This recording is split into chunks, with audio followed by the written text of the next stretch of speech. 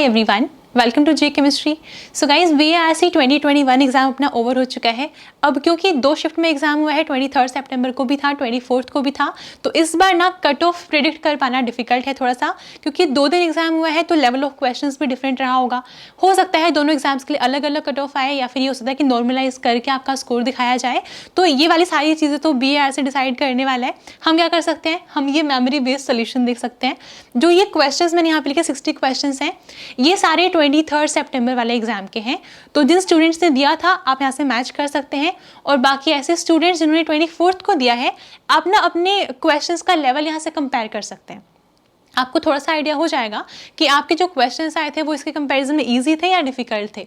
एक और चीज़ है, क्योंकि ये मेमोरी बेस्ड सोल्यूशन है, तो हो सकता है किसी क्वेश्चन में न्यूमेरिकल वैल्यू एग्जाम में कुछ और रही हो, यहाँ पे मैंने शायद कुछ और वैल्यू लेके सॉल्व कर दिया हो, तो आंसर में थोड़ी सी वेरिएशन भी आ सकती है। तो आप बस ट्राई करना कि जो कुछ तो आपको आंसर्स डायरेक्टली दिखेंगे, और बाकी ऐसा कुछ हो कि न्यूमेरिकल वैल्यू डिफरेंट है, तो उस वाले केस में आप मेथड देख सकते हो, मैंने कौन सा मेथड लगा के सॉल्व किया है। ठीक है, और बाकी अगर किसी क्वेश्चन में आपको थोड़ा सा डाउट या कन्फ्यूजन होता है, कमेंट सेक्शन में डिस्कस कर लेंगे। ठीक है, अभी स्टार्ट करते हैं।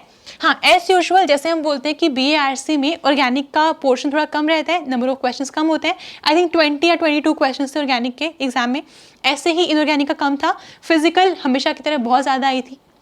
तो ऐसे स्टूडेंट्स जो इस वीडियो को बहुत बाद में देखेंगे प्रिपरेशन के लिए, तो आप ध्यान रखना फिजिकल बहुत ज़्यादा पूछते हैं। ठीक है, तो ऑर्गेनिक बहुत ज़्यादा पढ़ने की नीड नहीं है, फिजिकल को अच्छे से पढ़ के जाना। अब स्टार्ट करते हैं। जो क्वेश्चन नंबर 1 है, इसमें आपको इस रिएक्शन का प्रोडक्ट बताना था। कौन सी रिएक्शन? सबसे पहले बेटा लिथियम दे रखा है, यहाँ पे बेस का काम करेगा, यहाँ से एसिडिक प्रोटॉन निकाल देगा। ऐसे करने के बाद 1 2 3 और यहाँ से 1 2, कौन सी है? 2 3 सिग्मा ट्रॉपिक रीअरेंजमेंट। कैसे होगा? 1 1 वाला बॉन्ड क्लीव होगा, 2 और 3 का बॉन्ड बनेगा, यहाँ पे O माइनस आएगा, H+ लेके ये बन जाएगा। हम पूरा मैकेनिज्म तो डिटेल में डिस्कस नहीं कर रहे हैं, क्विकली देखेंगे सोल्यूशन, बट आपको आइडिया लग जाएगा। ठीक है, तो इसमें प्रोडक्ट जो है वो ये बनेगा। फिर एक क्वेश्चन था, इन चारों में से सबसे लीस्ट एसिडिक कौन सा है? तो यहाँ पे क्योंकि फ्लोरीन जो है सबसे ज़्यादा इलेक्ट्रोनेगेटिव है, आयोडीन सबसे लीस्ट है, तो यही सबसे लीस्ट एसिडिक होगा। यहाँ पर आते हैं, एस्पर्टिक एसिड जो है pH 7 पे उसकी कौन सी फॉर्म प्रीडोमिनेंटली एग्जिस्ट करेगी? तो यहाँ पर ये रहेगा आंसर, क्योंकि अगर हम बात करें एस्पर्टिक एसिड की, एसिडिक अमीनो एसिड है, इसका जो आइसो इलेक्ट्रॉनिक पॉइंट है वो अराउंड 3 होता है, तो pH 7 उसके लिए ज़्यादा ही है, ये वाला H पे निकल जाएगा, तो ऐसे एग्जिस्ट करेगा। ठीक है, फिर आता है यहाँ पर आपको बताना था ऑर्डर ऑफ बेसिसिटी। इस वाले केस में ना पहले इन दोनों को देखते हैं। ये वाला नाइट्रोजन सबसे पहले अपने इलेक्ट्रॉन देगा, प्रोटोनेट हो जाएगा। अब जो ये पॉजिटिव चार्ज आया है उसको स्टेबलाइज करने के लिए ये वाले इलेक्ट्रॉन भी है नाइट्रोजन के, और इस वाले नाइट्रोजन के इलेक्ट्रॉन्स भी हैं। ठीक है, इस वाले केस में इसको हम प्रोटोनेट करवाएंगे, तो यहाँ से सिर्फ इस नाइट्रोजन के पास है ये, तो यहाँ पर जो पॉजिटिव चार्ज आ रहा है वो कंपैरेटिवली ज़्यादा स्टेबल है, तो ये मोस्ट बेसिक हो गया ये वाला B। फिर A, इन दोनों में कैसे कंपेयर करेंगे? ये है sp3 हाइब्रिडाइज्ड और ये है sp2, तो ऐसे करके अपने पास ये ऑर्डर आ जाएगा, most basic, then this one, this one, this one. ठीक है, ऐसे करना है। इसके बाद आगे देखते हैं। ये पूछा हुआ था कि IR स्पेक्ट्रोस्कोपी में अगर आप स्पेक्ट्रा देखते हो तो सबसे इंटेंस बैंड कौन सी होती है? तो इंटेंसिटी जो होती है बैंड की कैसे डिसाइड करते हैं on the basis of polarity. Bond जितना ज़्यादा पोलर होगा उतनी ही ज़्यादा इंटेंसिटी होगी। तो यहाँ पे OH क्योंकि सबसे ज़्यादा पोलर बॉन्ड है, तो इसकी इंटेंसिटी भी मैक्सिमम होगी। फिर आता है यहाँ पर ब्रोमिनेशन करवाना था, और ये क्या है अपने पास? नॉन पोलर सॉल्वेंट है। जब भी फिनोल का ब्रोमिनेशन करवाते हैं 2 केसेस आते हैं, अगर एक्वस सोल्यूशन होता है या फिर पोलर सॉल्वेंट अगर होता है, तो उस वाले केस में दोनों ऑर्थो पोजिशन और पैरा पोजिशन पे Br आ जाता है। अब ये नॉन पोलर सॉल्वेंट है, सिर्फ पैरा पे आएगा। ठीक है, ये रिएक्शन नहीं थी, ऐसे लिखा हुआ था, वर्ड्स में लिखा हुआ था कि 4 ब्रोमोफिनोल ऐसे करके, तो ये वाला ऑप्शन रहेगा। आता है यहाँ पर, इनमें से कौन सा ऐसा कंपाउंड है जो प्रेसिपिटेट आउट हो जाएगा विद एक्वस AgNO3? कैसे डिसाइड करेंगे? On the basis of aromaticity. तो यहाँ पर अगर मैं ये वाला Br- निकाल देती हूँ तो इधर पॉजिटिव आएगा, ये सिस्टम एरोमेटिक हो गया, तो इसी का बनेगा प्रेसिपिटेट। बाकी सारे केसेस में जैसे आप निकालोगे यहाँ पे पॉजिटिव आ जाएगा, sp2 हाइब्रिडाइज्ड कार्बन के ऊपर स्टेबल नहीं है, सेम वही वाला केस यहाँ पर भी है, यहाँ भी है। तो यही ऐसा है जो Br- के जाने के बाद एरोमेटिक बन जाएगा, तो प्रेसिपिटेट भी इसी का आएगा। ठीक है, यहाँ पर आते हैं। ये वाली रिएक्शन मैंने जब आपको पढ़ा था यूट्यूब पे फोटोकेमिस्ट्री, वहाँ पे भी करवाई थी। कौन सी रिएक्शन है? Hofmann Loffler Freytag reaction. क्या होता है? 5 मेंबर रिंग बनती है। आई थिंक ऑप्शन ए था ये वाला। मैकेनिज्म दे ले फटाफट एक बार। एसिड है, इसको प्रोटोनेट करेगा, फोटोकेमिकल कंडीशन है, रेडिकल की फॉर्मेशन होगी, यहाँ पे आएगा। उसके बाद 6 मेंबर रिंग बनेगी, 1 2 3 4। यहाँ पे ऐसे कर लो, ऐसे करके यहाँ से ऐसे ब्रेक करवाएंगे, ऐसे करके जो ये रेडिकल है H रेडिकल को ले लेगा, तो ये बनेगा अपने पास CH2 रेडिकल। ऐसे यहाँ पर CH3 और 2 H साथ में पॉजिटिव है अभी। नेक्स्ट में बेस डाला हुआ है, एक H प्लस को निकाल लेगा, एक H प्लस के निकलते ही यहाँ से ये न्यूट्रलाइज होगा, ठीक है। और जो ये C रेडिकल बना था, ये Cl रेडिकल को लेके ऐसे बन जाएगा। अब जैसे यहाँ से डीप्रोटोनेट होगा, ये लोन पर आ जाएंगे इसके पास, Cl माइनस को बाहर निकाल के इसके ऊपर अटैक करेगा, ये बन जाएगा, ठीक है। इस तरह से करना था। आते हैं यहाँ पर, ओके ये वाला क्वेश्चन था कि IR स्पेक्ट्रोस्कोपी में जो ट्रिपल बॉन्ड होता है उसकी स्ट्रेचिंग फ्रीक्वेंसी कौन सी वाली रेंज में लाई करेगी। तो इसका आंसर ये रहने वाला है, अगर हम बात करें कार्बन ट्रिपल बॉन्ड कार्बन की, कहाँ पर आती है पीक? 2150 पर सेंटीमीटर। अगर हम बात करें कार्बन ट्रिपल बॉन्ड नाइट्रोजन की, पीक आती है 2250 पे, इसी वाली रेंज में आ रही है वो, ठीक है ना। तो ये वाला ऑप्शन जो भी था मार्क कर देंगे। यहाँ पर आते हैं, कुछ नहीं है, सिंपल बेयर विनेगर ऑक्सीडेशन है। माइग्रेटरी एप्टीट्यूड देखना होता है, ये वाली कार्बन कैसी है? ये है अपनी सेकेंड टर्शरी कार्बन, यहाँ से देखो टर्शरी है, सेकेंडरी कार्बन है, तो बस इसका माइग्रेटरी एप्टीट्यूड ज़्यादा है, तो बस यहाँ पर बीच में ऑक्सीजन इंसर्ट हो जाएगा। वही है, सिर्फ लिखा थोड़ा डिफरेंट वे से गया है, बाकी होना यही है, ठीक है, समझ गए ना। ओके यहाँ पर आते हैं, इस वाले केस में आपके पास ल्यूसीज रिएजेंट है। क्या करता है ये? डबल बॉन्ड को रिड्यूस नहीं करवाएगा, सिर्फ डबल बॉन्ड O को यानी कि कार्बोनिल को चेंज कर देगा COH में, ठीक है। तो ये वाला ऑप्शन मार्क कर देना जो भी था। अब आते हैं यहाँ पर, ये आपको रिएक्शन ऑलरेडी गिवन थी, बताना था रिएक्टिविटी ऑर्डर क्या होगा इन तीनों का। तो यहाँ पर जो पायरोल है वो सबसे ज़्यादा रिएक्टिव होगा, क्योंकि इलेक्ट्रोनेगेटिविटी ऑक्सीजन के कंपैरिजन में कम है, तो जो रिंग है वो इलेक्ट्रॉन रिच ज़्यादा होगी, तो यहाँ पर रिएक्शन फास्ट होगी, ठीक है। इन दोनों में अगर बात करें इलेक्ट्रोनेगेटिविटी की, ऑक्सीजन ज़्यादा इलेक्ट्रोनेगेटिव होता है, लेकिन जो सल्फर है उसके पास से डी ऑर्बिटल इलेक्ट्रोनेगेटिव को विड्रॉ करेगा अपनी तरफ, तो ये वाला ऑर्डर इसका करेक्ट रहेगा। 13th क्वेश्चन देखो, इसमें ये वाली बात ना वैसे फिक्स्ड है, BARC के एग्जाम में ना मास स्पेक्ट्रोमेट्री से हमेशा क्वेश्चन आता है, और क्वेश्चन भी ऐसे ही होता है, इंटेंसिटी पूछते हैं हमेशा। तो यहाँ पर फिनोल आपको गिवन है, उसमें बताना था कि 94 और 95 पे जो ये पीक्स आने वाली है उनकी रिलेटिव इंटेंसिटी क्या है। तो अगर आप फिनोल का मोलिकुलर वेट निकालते हैं वो आएगा 94, ठीक है, मतलब ये M हो गया और ये M+1 हो गया। M को मैंने 100% मान लिया, M+1 ऐसे निकालते हैं। कार्बन कितने हैं? 6 हैं, 6 × 1.1। H कितने हैं? 6 हैं, 6 × 0.015, ये आ जाएगा, ठीक है। आप चाहते तो इसको इग्नोर भी कर सकते थे, तो भी कोई प्रॉब्लम नहीं है। 6.6 आता, आई थिंक ऑप्शन में भी था 6.6, ऐसे करोगे तो भी 6.6 ही मार्क करोगे, वैसे भी 6.6 ही मार्क करते, तो ये करेक्ट हो जाएगा। आगे आते हैं, सिंपल है ये कपलिंग रिएक्शन, सुजुकी कपलिंग है, बोरोन दिख रहा है यहाँ पे, क्या होगा? इसको हटा दो, डायरेक्टली इनका बॉन्ड बनाओ, बन गया, ये आएगा प्रोडक्ट। अब यहाँ पर आते हैं, इस वाले क्वेश्चन में ना थोड़ी सी गड़बड़ है, इलेक्ट्रोसाइक्लिक रिएक्शन है, होनी तो ऐसे ही है, ऐसे करके। अगर इस वाले डबल बॉन्ड को हम देखें तो ये ट्रांस है, इसको देखें तो ये भी ट्रांस है, तो ओवरऑल ये सिस हो गया मॉलिक्यूल पूरा, है ना। और ये 6 पाई इलेक्ट्रॉन्स हैं, 6 पाई फोटो कौन होता है, और हीटिंग दे रखी है, तो वहाँ पे क्या होता है? डिसरोटेशन होती है, और डिसरोटेशन में स्टीरियोकेमिस्ट्री चेंज नहीं करती। तो अगर ये ओवरऑल सिस है तो अपना जो प्रोडक्ट आएगा वो भी सिस ही होना चाहिए, ठीक है ना। तो ऐसे 2 ऑप्शंस थे, इन दोनों में सिस है ये, तो मुझे लग रहा है इस वाले क्वेश्चन में ना शायद सबको मार्क्स ही मिल जाएंगे, क्योंकि सिस ये भी है और ये भी है, ये भी करेक्ट है, ये भी करेक्ट है। तो ऐसे वाले केस में या तो क्वेश्चन कैंसिल हो जाएगा या फिर सबको मार्क्स मिल जाएंगे। यहाँ पर आते हैं, इसने बताना था नंबर ऑफ सिग्नल्स कितने होंगे 1H NMR में एंड कार्बन 13 NMR में। पहले H देखते हैं, बस यहाँ पे मिस्टेक हो सकती थी, ये 2H ऐसे करके ऐसे है, और आप चाहो तो इसको भी थोड़ा सा एक्सपेंड करके लिख लो।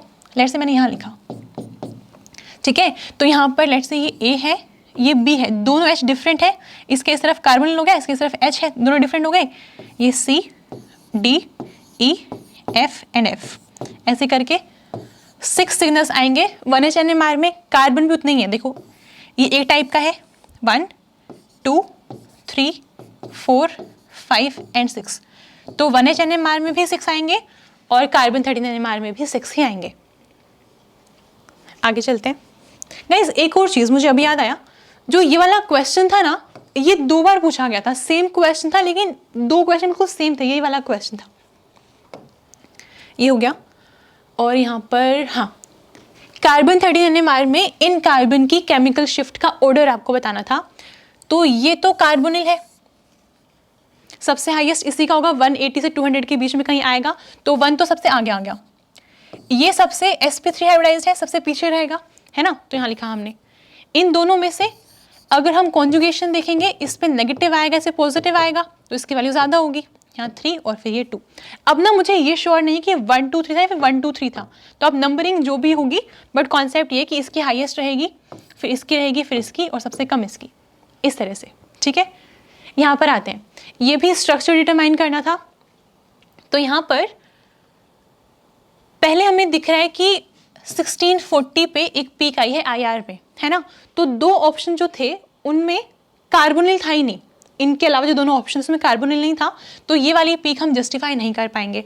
ठीक है, तो ऐसे करके हमने 2 को एलिमिनेट कर दिया।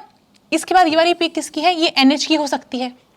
ठीक है, एक और चीज़ है, यहाँ पर एक 1H का एक ब्रॉड सिग्नल आया है, दैट मीन्स NH रहा होगा। जो बाकी के दोनों ऑप्शंस थे ना, जो मैंने लिखे नहीं यहाँ पर, उनमें से एक ऑप्शन में NH2 था, तो वो तो वैसे नहीं हो सकता, अगर ऐसा होता फिर 2H का सिग्नल हमें देखने को मिलता, है ना। तो ऐसे करके हमने ये 2 तो ऐसे एलिमिनेट करके बाकी उसे अलग कर दिए। कैसे डिसाइड करेंगे आगे, 9H का सिंगलेट है, यहाँ पर भी आएगा, यहाँ पर भी आएगा, है ना। ऐसे आगे क्या है, 3H का सिंगलेट है, यहाँ पर देखो इनका सिंगलेट ही आएगा, बट इस वाले केस में अगर ये वाला आंसर होता तो फिर इन 3H का डबलेट आता इस H की वजह से। ठीक है, इसी वजह से ये ऑप्शन नहीं होगा, ये वाला ऑप्शन होगा। फिर यहाँ पर आ जाओ, बताना था कौन से वाले रिएजेंट की स्कीम यूज़ करके हम यहाँ से यहाँ तक पहुँच सकते हैं, तो ये आंसर होगा। सबसे पहले एल्काइल लिथियम डाला हमने, हार्ड है ये, यहाँ पर अटैक करेगा डायरेक्टली, क्या होगा, ऐसे ब्रेक करवा के ये OH बन जाएगा, H+ के बाद यहाँ पे आएगा CH3। अब ये क्या है, टर्शरी अल्कोहल है, PCC डालेंगे, क्योंकि डबल बॉन्ड लगा हुआ कैसे करते हैं, डबल बॉन्ड यहाँ पे शिफ्ट करेगा, इधर आके बन जाएगा double bond O। Important reaction है, 3,3 सिग्मा ट्रॉपिक होता है इस वाले मैकेनिज्म में। यहाँ पर ये वाला क्वेश्चन आई थिंक गेट में भी आया पहले, जेम में भी पूछ चुके हैं इसको, BRC में भी आ गया। यहाँ पर आते हैं, ये अपने पास 19 क्वेश्चन थे ऑर्गेनिक के, अभी आगे ऑर्गेनिक इनऑर्गेनिक स्टार्ट कर देते हैं। इस वाले केस में सिंपल रिएक्शन है, ये बनेगा ओके। यहाँ पर आपको बताना था कि IF7 का पॉइंट ग्रुप क्या होगा, क्या होती है ज्योमेट्री, पेंटागोनल बाय पिरामिडल, तो ऐसे करके हम बोल सकते हैं D5H होगा। ठीक है, यहाँ पर जो ये है फुलरीन C70 का पॉइंट ग्रुप बताना था, D5H सिमेट्री से बिलोंग करता है, मार्क कर देंगे। यहाँ पर आते हैं, ट्रांस इफेक्ट बताना था, ये 4 आपको लिगेंड गिवन थे, इनका ट्रांस इफेक्ट का ऑर्डर बताना था। ठीक है, डायरेक्टली ट्रांस इफेक्ट वर्ड लिखा नहीं हुआ था, ये था कि कोई स्क्वायर प्लेनर कॉम्प्लेक्स है, उसमें से टेंडेंसी बतानी थी किसी लिगेंड की अपने ट्रांसपोजिशन पे अटैक करवाने की, या उसको ऐसा कुछ था, मतलब वो ट्रांस इफेक्ट ही पूछ रहे थे, तो ऐसे करके ये वाला ऑर्डर हो जाएगा। CN- का ट्रांस इफेक्ट मैक्सिमम रहता है, NH3 का लीस्ट रहता है इन चारों में से। फिर आता है यहाँ पर EU3+ के लिए ग्राउंड स्टेट टर्म सिंबल बताना था, इसके लिए इंपॉर्टेंट था कि आपको पता हो कि इलेक्ट्रॉनिक कॉन्फ़िगरेशन क्या है, तो F6 होता है, ऐसे हमने लिखा है, यहाँ मैंने सॉल्व भी कर दिया है। L की वैल्यू 3 आएगी, स्पिन भी 3 आएगी, J निकालेंगे 0 आ जाएगा। उसके बाद क्या होता है 2s+1, यहाँ पे L और यहाँ पे J, सॉल्व कर लेंगे 7F0 रहेगा। ठीक है, ये है आंसर। आगे देखते हैं, सोडियम ऑक्साइड में सोडियम का कोऑर्डिनेशन नंबर 4 होता है। ये वाला क्वेश्चन पहले CSIR नेट में भी आ चुका है एक बार, कोऑर्डिनेशन नंबर 8 रहता है। इनमें से पूछा था प्लेनर ज्योमेट्री किसकी होती है, आंसर ये रहेगा। रीजन क्या है इसका, इसके पास है D ऑर्बिटल, सिलिकॉन के पास D ऑर्बिटल है, इसके पास लोन पेयर है, सेकंड पीरियड का है, यहाँ पे बैक बॉन्डिंग होगी, बैक बॉन्डिंग की वजह से प्लेनर हो जाएगी ज्योमेट्री। यहाँ पर आते हैं, इनमें से नॉर्मल स्पाइनल कौन सा होगा? जिंक वाला, क्योंकि CFSC 0 है, आयरन +3 में है, ठीक है। इनमें से कौन सा एग्जिस्ट नहीं करता? BF6 3- एग्जिस्ट कर ही नहीं सकता, क्योंकि बोरोन के पास सिर्फ p ऑर्बिटल है, d है ही नहीं उसके पास, कैसे एक्सपेंड करेगा, कोऑर्डिनेशन नंबर 6 कैसे लेगा, ठीक है, तो ये हो जाएगा। यहाँ पर आते हैं, both iso electronic and iso structural, तो ये दोनों होंगे। जिस ऑप्शन में ये था वो आंसर होगा। स्ट्रक्चर बना दिया मैंने, इलेक्ट्रॉन्स काउंट कर लो, ठीक है, सेम है। आगे देखते हैं। ओके, हीलियम को जब यूज़ किया जाता है as carrier gas in gas chromatography, तो उसकी डिसएडवांटेज क्या है? एक्सपेंसिव है ये गैस, ठीक है। और यहाँ पे पूछा हुआ था बॉन्डिंग के बारे में कुछ बताना था, तो बेसिकली यहाँ पे बात हो रही थी इन दोनों की कि किसके साथ ज़्यादा स्ट्रॉन्गली बाइंड करेंगे, क्योंकि नाइट्रोजन हार्ड है, फॉस्फोरस सॉफ्ट है, तो ये हार्ड के साथ ज़्यादा अच्छे से कंबाइन करेगा, और ये सॉफ्ट है तो कंपैरेटिवली सॉफ्टर के साथ ज़्यादा अच्छे से कंबाइन करेगा। तो जो ये वाला ऑप्शन था वो करेक्ट रहेगा। लैंग्वेज थोड़ी सी डिफरेंट थी, बट मेन कंक्लूजन यही था, ठीक है। आगे चलते हैं। जो अपने पास ये है विल्किंसन रिएजेंट, ये कैटेलाइज करता है हाइड्रोजनेशन को, बट हम इसको यूज़ नहीं कर पाते। ऐसा क्यों होता है? क्योंकि जब हम मैकेनिज्म देखते हैं विल्किंसन कैटेलिस्ट का, तो वहाँ पर एक स्टेप ऐसा आता है जहाँ पे हमें मेटल का और जो ये फॉस्फोरस का बॉन्ड है PPH3 वाला जो है, इसको हमें क्लीव करवाना होता है, डिसोसिएट करना पड़ता है, ठीक है। अब क्योंकि IR है, RH के कंपैरिजन में लेस इलेक्ट्रोनेगेटिव है, तो यहाँ पर ना बैक बॉन्डिंग ज़्यादा होती है। अगर बैक बॉन्डिंग ज़्यादा होगी तो ये वाला बॉन्ड और ज़्यादा स्ट्रॉन्ग हो जाएगा, और स्ट्रॉन्ग होने की वजह से इसको ब्रेक नहीं कर पाएंगे। तो इसका ना कुछ ऐसा ऑप्शन था कि PPH3 जो होता है वो इसके साथ ज़्यादा स्ट्रॉन्गली बाइंड करता है, तो वही रहेगा आंसर। फिर आते हैं यहाँ पर, जो प्रोड्यूसर गैस है उसके कॉन्स्टिट्यूएंट्स कौन से होते हैं? वैसे तो ये 4 कॉन्स्टिट्यूएंट होते हैं, लेकिन मुझे ऐसा लग रहा है शायद ऑप्शन जो थे ना उनमें COH2N2 था, बट CO2 नहीं था। तो अगर ये वाला जो ऑप्शन था, अगर चारों ऑप्शन में थे फिर तो आप वही वाला मार्क करोगे, लेकिन जहाँ तक मुझे भी माइंड में आ रहा है वो ये कि CO2 शायद नहीं दिया हुआ था। कोई बात नहीं, जिनमें ये 3 थे वो वाला ऑप्शन करेक्ट होगा। CO2 को इग्नोर ऐसे कर दिया होगा क्योंकि नहीं बहुत कम होता है, अराउंड 3% होता है ये प्रोड्यूसर गैस में, ठीक है, तो उसको इग्नोर किया जा सकता है इन सबके कंपैरिजन में। आगे देखते हैं, बोराजीन के बारे में इनकरेक्ट स्टेटमेंट कौन सी है वो आपको बताना था। तो सारी स्टेटमेंट तो याद नहीं है, बट एक ना ये वाला ऑप्शन था, यही है मतलब इसका राइट आंसर। ऐसा क्यों है? क्योंकि अगर हम बात करते हैं बोराजीन की, लेट्स से मैं सिर्फ इतना ही बनाऊँ यहाँ पे ऐसे करके, ऐसे हमने बनाया, ऐसे करके बनाया, तो यहाँ पे जो नाइट्रोजन है वो बोरोन से ज़्यादा इलेक्ट्रोनेगेटिव है ना। तो एक्चुअल में ये ऐसे ही रहता है, डेल्टा नेगेटिव और डेल्टा पॉजिटिव। तो ये तो खुद इलेक्ट्रोफिलिक है ना, तो इसके ऊपर कौन अटैक करेगा? न्यूक्लियोफाइल अटैक करेगा, और यहाँ लिखा हुआ है कि इलेक्ट्रोफिलिक अटैक होगा, तो इसलिए गलत है ये। यहाँ पर आते हैं, गैस क्रोमेटोग्राफी में Al3+ आयंस के साथ कौन सा चिलेट यूज़ करते हैं हम? तो बेसिकली एसिटाइल एसीटोन का चिलेट बनाते हैं एल्यूमिनियम के साथ। IUPAC नेम बताना है, लिख दिया मैंने यहाँ पर। इसके बाद नेक्स्ट क्वेश्चन में K2Cr2O7 था, एसिडिक मीडियम में इक्विवेलेंट वेट कितना होगा? कैसे करेंगे? पहले इसको हम कन्वर्ट करेंगे Cr3+ में, बाकी रिएक्शन को बैलेंस कर लेंगे, 6 इलेक्ट्रॉन्स आएंगे तो मोलिकुलर वेट को डिवाइड बाय 6 कर देंगे, यही था इसका आंसर। आगे देखते हैं, क्वेश्चन रीड कर लो। जो फेरिक थायोसाइनेट का सोल्यूशन होता है वो रेड कलर का होता है, उसके अंदर कोई मेटल आयन डाईवैलेंट आयन डाला गया, कलर जो है वो डिसअपियर हो गया, रेड कलर गायब हो गया उसका, ऐसा कौन सा करवा सकता है? Hg2+। यहाँ पर आते हैं, लिक्विड ड्रॉप मॉडल के अकॉर्डिंग स्टेबिलिटी न्यूक्लियस की मतलब कौन सा स्टेबलाइज करता है? तो एक ऑप्शन था वॉल्यूम का, इसको मार्क करेंगे। फिर आते हैं यहाँ पे, न्यूट्रॉन की बात हो रही थी, न्यूट्रॉन के लिए कौन सी स्टेटमेंट करेक्ट है? तो बहुत सारे लिखे हुए थे, it can undergo β- decay, β+ decay, electron capture, ऐसे कुछ लिखा हुआ था। तो यहाँ पर ऐसे होता है ना कि न्यूट्रॉन जो है वो प्रोटॉन में कन्वर्ट हो सकता है, अगर कन्वर्ट होगा प्रोटॉन में तो साथ में क्या होगा? फिर बीटा पार्टिकल रिलीज होगा, तो हम लिखेंगे β- डिके। यहाँ पर आते हैं, इस वाले केस में कुछ PQRS करके दे रखा था, मुझे पता नहीं P कहाँ से शुरू था, बट हाँ ये है कि ऐसे करके इस वाले स्टेप में बीटा आएगा, यहाँ पे अल्फा, यहाँ पे बीटा, यहाँ पे अल्फा। आप कर सकते हो, जैसे यहाँ पे 85 है ना, ये 84 है, तो यहाँ पे ऐसे लिख देंगे, ऐसे हो गया बैलेंस, ठीक है। ऐसे ही इन सब से भी बैलेंस करवा के देख सकते हैं, सिंपल क्वेश्चन था। आगे आते हैं, इसमें हाँ यहाँ पर बात हो रही है कि एक्सोथर्मिक रिएक्शन जो होता है उसमें अगर हम बात करें strength of bonding in reactants, so exothermic में कुछ इस तरह से हम दिखाते हैं, यानी कि प्रोडक्ट की एनर्जी रिएक्टेंट से कम होती है तभी एनर्जी रिलीज हो रही होती है।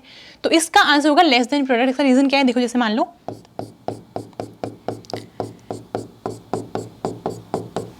नाइट्रोजन गैस को और हाइड्रोजन गैस को यूज करके अमोनिया बनता है, हेबर्स प्रोसेस है। तो इस वाले केस में क्या है, पहले जो NN बॉन्ड है वो कंपैरेटिवली वीकर है, NH क्या है अपने पास सिग्मा बॉन्ड आ गया वहाँ पे, तो वो कंपैरेटिवली स्ट्रॉन्गर है। तो यहाँ पे क्या है, ये वाला ज़्यादा स्ट्रॉन्ग है, सिग्मा बॉन्ड NH में, इनमें कंपैरेटिवली वीक है। तो एग्जाम्पल किसका, एक्सोथर्मिक रिएक्शन का एग्जाम्पल है। तो इसको कंसिडर करके हम बोल सकते हैं कि जो रिएक्टेंट होंगे उनमें जो बॉन्डिंग है वो वीक होती है, स्ट्रेंथ कम होती है बॉन्डिंग की इन कंपैरिजन टू प्रोडक्ट्स। तो ऐसे करके मैंने लिखा है यहाँ पे लेस देन प्रोडक्ट्स। आगे आते हैं, न्यूमेरिकल था, आप रीड कर लो। इसको हम ऐसे सॉल्व कर सकते हैं कि अगर नॉर्मल हम रिएक्शन की बात करें तो इस वाले रिएक्शन में अगर इसका हम मोलर मास लेने कितना होगा 12 ग्राम पर मोल, है ना। तो यहाँ पे 12 ग्राम को रिक्वायरमेंट होती है 32 ग्राम की। वही मैं लिखा कि 12 को चाहिए 32 ग्राम।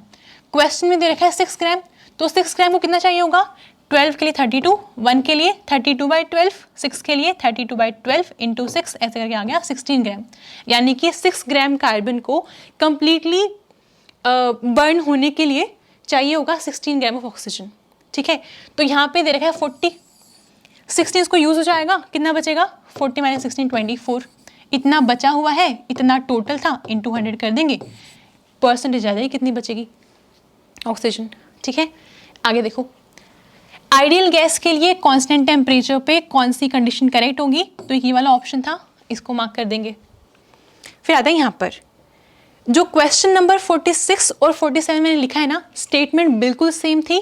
इस वाले क्वेश्चन में एनर्जी पूछी थी, कितनी एनर्जी एमिट होगी, और यहाँ पर वेवलेंथ बतानी थी। तो यहाँ पर आओ, अभी फर्स्ट एक्साइटेड स्टेट यानी कि n = 2, ग्राउंड स्टेट यानी कि n = 1, 1D बॉक्स में एनर्जी होती है n² h² / 8 ml²। तो ऐसे करके इन दोनों की एनर्जी का डिफरेंस ले लेंगे, डेल्टा E कितना आ जाएगा 3h² / 8 ml², वैल्यूज पुट कर देंगे। बस इंपॉर्टेंट पॉइंट ये था कि जो L है ना, लेंथ जो है वो फर्मी मीटर में दे रखी है, तो आपको पता होना चाहिए कि 1 fermi metre is equal to 10⁻⁻15 metre. फिर आप सॉल्व कर लोगे, वैल्यूज रखी मैंने यहाँ पर, सॉल्व करेंगे, आंसर आएगा जूल्स में, लेकिन ये वाला ऑप्शन था ही नहीं। तो फिर हमने इसको क्या किया, इलेक्ट्रॉन वोल्ट में कन्वर्ट किया। कैसे, 1 electron volt is equal to 1.6 into 10⁻⁻19 होता है, डिवाइड कर देंगे, इतना आ जाएगा इलेक्ट्रॉन वोल्ट। अब ना ये भी ऑप्शन में नहीं था, बट हाँ ये वाली चीज़ है, इसको मैं मेगा इलेक्ट्रॉन वोल्ट लिख सकती हूँ, वही लिखा, ये वाला ऑप्शन था। आई थिंक ये ऑप्शन ए ही था, तो ये मार्क कर देंगे। सेम स्टेटमेंट थी, इस बार वेवलेंथ पूछा था। तो एनर्जी क्या होती है, energy is equal to hc/λ। तो यहाँ से lambda is equal to hc/E करके सॉल्व कर लेंगे। अब ना मुझे इस क्वेश्चन के ऑप्शंस बिल्कुल याद नहीं है, तो सिंपल मैंने जो भी यहाँ पे जूल में आया था वो वैल्यू पुट करी और ये निकाल दिया। अब ऑप्शन में पता नहीं वो मीटर में पूछा था, नैनोमीटर में पूछा था, वो कुछ याद नहीं है, बट हाँ सॉल्व ऐसे करेंगे, इसके अकॉर्डिंग कर सकते हैं। बट अभी शायद याद आ रहा है कि नैनोमीटर में पूछा था, पता नहीं, आप देख लेना, ठीक है। मेथड ये वाला होगा। फिर ये था कि जो ये फिनोमिना है कि change of temperature during adiabatic expansion from high to low pressure, किसने दिया था, किसने प्रेडिक्ट किया था, जूल थॉमसन। ये तो बहुत फेमस है, जूल थॉमसन एक्सपेरिमेंट है, उसमें ये पढ़ते हैं। फिर यहाँ पर इंटेंसिव प्रॉपर्टी बताना था, तो विस्कोसिटी इंटेंसिव है, बाकी सारे एक्सटेंसिव हैं। वाइब्रेशनल डिग्री ऑफ फ्रीडम निकालना था। नॉन लीनियर मॉलिक्यूल है, 3n - 6 करेंगे, n क्या है, नंबर ऑफ एटम्स। बेंजीन में टोटल कितने होते हैं, C6H6, 12 एटम्स हो गए, ऐसे करके सॉल्व कर लेंगे। ऐसे यहाँ पे लीनियर मॉलिक्यूल इसलिए 3n - 5, नॉन लीनियर मतलब 3n - 6, ऐसे सॉल्व कर लेंगे। फिर ये वाला क्वेश्चन था, इसमें आपको HCl की नॉर्मेलिटी दे रखी है 10⁻⁻7। अब एक चीज़ का ध्यान रखना था, क्योंकि HCl है तो जो pH है वो तो लेस देन 7 ही आएगा। जिसने डायरेक्टली यहाँ पे लिखा कि H+ कितना है 10⁻⁻7, pH कितना आएगा 7, तो 7 नहीं हो सकता, 7 से कम ही आना था। तो इस वाले का ध्यान रखना होता है, इतनी लो कॉन्सेंट्रेशन अगर हम लेंगे एसिड की, तो फिर जो वाटर है ना, यहाँ से भी जो H+ आएगा वो भी कंट्रीब्यूट करना स्टार्ट कर देगा। प्योर वाटर है, कितना होता है H+, 10⁻⁷, 10 टू द पावर -7। तो इस बार इस सोल्यूशन में जब हम लेंगे H+ की टोटल कॉन्सेंट्रेशन, तो ये तो आया यहाँ से और 10 टू द पावर -7 आएगा यहाँ से। टोटल H+ कितना होगा, इन दोनों को ऐड कर दो ऐसे, फिर सॉल्व करेंगे ऐसे करके, तब आएगा 6.7। यहाँ पर आते हैं, फर्स्ट ऑर्डर रिएक्शन में रेट कांस्टेंट की वैल्यू बतानी थी एट हाई टेम्परेचर, और ब्रैकेट में लिखा भी होता है कि कंसीडर कर लो कि इनफाइनाइट टेम्परेचर है। तो हमने लिखी अरेनियस इक्वेशन यहाँ पे, टेम्परेचर को इनफाइनाइट लेंगे, 1/∞ 0 होता है, e टू द पावर 0 1 होता है, तो ऐसे करके k = a आ गया। यहाँ पर देखते हैं, इन दो सोल्यूशन को मिक्स करवाया गया है, तो यहाँ से H+ आएगा, यहाँ से OH- आएगा, कंबाइन करके वाटर बनाएंगे, है ना। तो पहले हम निकालेंगे H+ कितना आया, कितने मोल्स आया है यहाँ से। तो concentration into volume is moles, वही क्या है, कॉन्सेंट्रेशन इंटू वॉल्यूम। ये ml है, यहाँ पे मोल पर लीटर होगा, तो आंसर किस में आया, मिली मोल्स में। ऐसे इसके लिए 0.1 × 50 किया, आंसर आया मिली मोल्स में। जो 5 मिली मोल्स हैं OH- के, वो न्यूट्रलाइज कर देंगे यहाँ के 5 मिली मोल्स को, कंबाइन करके वाटर बना लेंगे, है ना। अभी OH- खत्म हो गया, ये अभी बचा होगा, कितना बचा होगा, 5 मिली मोल्स। H+ बचा है 5 मिली मोल्स, तो मुझे चाहिए इसी कॉन्सेंट्रेशन pH निकालने के लिए। क्या होती है कॉन्सेंट्रेशन, मोल्स बाय में वॉल्यूम। मोल्स कितने बचे, 10 से 5 चले गए, 5 बचे, टोटल वॉल्यूम कितनी है, 50 + 50 100 आ गया। सॉल्व कर लो, इतना आएगा। pH क्या होता है, -log(H+), लिखेंगे वैल्यू, सॉल्व कर लेंगे, 1.3 आ जाएगा आंसर। फिर ना ये वाला क्वेश्चन था, इसमें मुझे एग्जैक्ट स्टेटमेंट तो याद नहीं है, बट ये था कि टाइम दिया हुआ था 8 AM मंडे को, और फिर ये बताना जो डिसइंटीग्रेशन हो रहा है, फिर कुछ रिकॉर्डिंग रीडिंग कुछ था, मतलब पता नहीं क्या था, पूरी स्टेटमेंट तो याद नहीं है, बट हाँ ये था कि 10% होने में कितना टाइम लगेगा। पुट करा हमने, T½ दे रखा था, फिर हमें पता है K क्या होता है, K = 0.693 बाय में T½ होता है, तो मैंने वही किया है, यहाँ पे K के प्लेस पे लिखा 0.693 बाय में T½ ऐसे करके सॉल्व कर लिया। टाइम आया इतने मिनट्स, मैंने इसको आवर्स में कन्वर्ट कर लिया, डिवाइड बाय 60 करके, यानी कि इतने टाइम के बाद, इतने आवर्स के बाद 10% तक पहुंच जाएगा ये। तो सुबह के 8 बजे थे यहाँ पे, उसमें 6 आवर्स ऐड कर दो, कितना हो जाएगा, 2 PM तक पहुंचेगा। एक ही ऑप्शन था 2 आवर 4 मिनट्स का, तो ऐसे करके मंडे को ही होना था ये, ठीक है। ट्यूसडे वाले ऑप्शंस भी थे वैसे, बट ये वाला आंसर आएगा। फिर आता है यहाँ पर, इसमें आपको ऑप्टिकल डेंसिटी निकालना था, तो आपको पता होना चाहिए जो ऑप्टिकल डेंसिटी है एब्जॉर्बेंस को ही बोलते हैं। तो सिंपल सारी वैल्यूज दे रखी थी, डायरेक्टली फॉर्मूला अप्लाई करना था। बस ध्यान ये रहना था कि जो एब्जॉर्बेंस है या फिर ऑप्टिकल डेंसिटी क्या होते हैं, वो यूनिटलेस होते हैं, कोई यूनिट नहीं होती उनकी। तो इसीलिए जो ये माइक्रोमोलर दे रखा है उसको चेंज करना पड़ेगा मोलर में, सो 10 टू द पावर -6 से मल्टीप्लाई करना पड़ेगा। ऐसे करके सॉल्व कर लेंगे, आंसर आएगा 0.3। ये वाला क्वेश्चन मुझे एग्जैक्ट वैल्यूज़ नहीं याद, कुछ यहाँ पे कट भी होगा, बट लास्ट में ना फॉर्मूला तो हमने यही अप्लाई करना है। टाइटेनियम और आई थिंक कैडमियम दे रखा था, उनकी वैल्यूज़ थी, ऐसे सॉल्व कर लेंगे।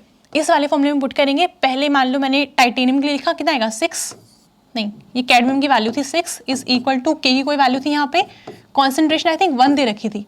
फिर ऐसे कैडमियम के लिए लिखेंगे, ये कैडमियम है, टाइटेनियम के लिए लिखेंगे, निकालना है उसके लिए, K की वैल्यू गिवन थी और कॉन्सेंट्रेशन सेम थी, दोनों को डिवाइड कर देंगे, यहाँ से कट होगा, ये वैल्यू डिफरेंट थी तो सिर्फ 9/4 बचेगा यहाँ से। एग्जैक्ट वैल्यू मुझे याद नहीं है अभी फिलहाल, बट हाँ यहाँ से इसको हम सॉल्व कर लेंगे, ID की वैल्यू हो जाएगी 2.66, जो यूनिट इसकी होगी वही यूनिट इसकी भी आएगी, माइक्रो एम्पियर। फिर एक बहुत सिंपल पूछा हुआ था कि स्पॉन्टेनियस प्रोसेस के लिए कौन सा ट्रू होता है, सो ΔG नेगेटिव होना चाहिए। फिर आता है यहाँ पर, इस वाले क्वेश्चन में ना एक पंगा था, ये वाली वैल्यू ठीक दे रखी थी, रेजिस्टेंस और कंडक्टिविटी सही दे रखा था, ये गिवन था फॉर कॉन्सेंट्रेशन 0.1 मोलर, ठीक है। और जो ये वाली वैल्यूज है ना, जो रेजिस्टेंस दे रखी थी वो दे रखी थी 0.2 मोलर सॉल्यूशन के लिए, और जो कैलकुलेशन करवा रहे थे वो करवा रहे थे 0.02 मोलर के लिए, जो कि पॉसिबल ही नहीं है, क्योंकि जिसकी भी हमें निकालनी होगी, जिस सॉल्यूशन की निकालनी होगी उसके हमें रेजिस्टेंस तो चाहिए होगी, ठीक है। तो मुझे लगा है कुछ ये शायद टाइपिंग मिस्टेक हुई होगी कुछ भी, तो मैंने यही मान लिया कि 0.02 के लिए वैल्यू दे रखी थी और वही पूछ रहे हैं। तो ऐसे करके यहाँ से हमने सेल कांस्टेंट निकाला। सेल कांस्टेंट निकालने के बाद हम यहाँ से कंडक्टिविटी निकालेंगे सारे सॉल्यूशन के लिए, इतनी आ जाएगी, ठीक है। इसके बाद यहाँ से कंडक्टिविटी आ गई है, कॉन्सेंट्रेशन में गिवन थी 0.02 मोलर, जिसलिए फाइंड आउट करना था, तो यहाँ से हम मोलर कंडक्टिविटी निकाल लेंगे, ये आंसर आएगा। अब ना देखो, मैंने ये मान लिया कि 0.02 के लिए वैल्यू दे रखी थी ये वाली, और 0.02 के लिए ही पूछ रहे हैं। ये भी हो सकता है कि ये वाली वैल्यू 0.2 के लिए दे रखी हो और 0.2 के लिए ही पूछना चाह रही हूँ, तो इस वाले क्वेश्चन में भी गड़बड़ है, मुझे लग रहा है ये भी या तो कैंसिल होगा या फिर सबको मार्क्स मिलेंगे। यहाँ पर आते हैं, इसमें बताना था कि कौन सी रिएक्शन ऐसी होगी जो मैक्सिमम वोल्टेज जनरेट करेगी, तो इसे हम कैलकुलेट कर लेंगे। वैल्यूज दे रखी थी, ऑक्सीडेशन पोटेंशियल दे रखी थी, कर लेंगे, ये वाली रिएक्शन में मैक्सिमम आएगी। ठीक है, फिर आते हैं लास्ट वाले क्वेश्चन पे, इनमें से कौन सा IR में एक्टिव नहीं होगा, तो अपने पास जो भी होमोडायटोमिक होते हैं वो IR में एक्टिव नहीं होते, H2 आ जाएगा। तो ऐसे करके मैंने बहुत स्पीड से 60 क्वेश्चंस करवा दिए हैं सॉल्व। आई थिंक आपको अपने आंसर्स तो मिल ही गए होंगे, थोड़ा सा आइडिया भी होगा कितने स्कोर कर लोगे, है ना। सो आई जस्ट होप कि आप सभी क्वालिफाई कर जाओ, सब इंटरव्यू देने के लिए जाओ। अभी के लिए सिर्फ इतना ही है। अगर आपको लगे किसी क्वेश्चन में कुछ स्टेटमेंट में कुछ आगे पीछे हुआ है, या फिर आपको लग रहा है कि ऐसे क्यों नहीं हो सकता, ऐसे ही क्यों किया है, तो ये सारी चीज़ें हम कमेंट में डिस्कस कर लेंगे। अभी के लिए सिर्फ इतना ही है, आगे मिलते हैं, देखते हैं क्या करना है, चैनल पर क्या स्टार्ट करना है। बट हाँ, BRC का एग्जाम खत्म हो चुका है। आपके रिजल्ट के लिए ऑल द बेस्ट।